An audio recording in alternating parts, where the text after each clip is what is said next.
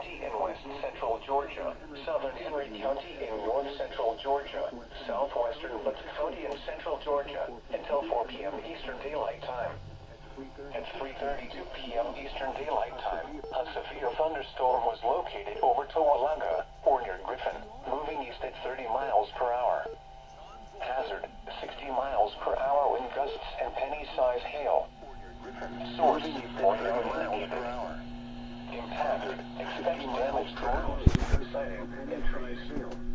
Locations impacted include Griffin, Jackson, Hampton, Locust Grove, J. Collingsburg, Towalaga, Luella, Walker Mill, McKinney, and Experiment.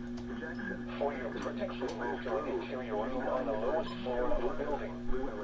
If you see wind damage, hail or flooding, wait until the storm has passed, and then call the National Weather Service toll-free at 1-866-7-634-4646 or tweet us your report at WJGA-FM. National Weather Service toll-free at 1-866-7-634-4646 or tweet us your report at WJGA-FM. And then call the National Weather Service toll-free 1-866-7-634-4646 or tweet us your report at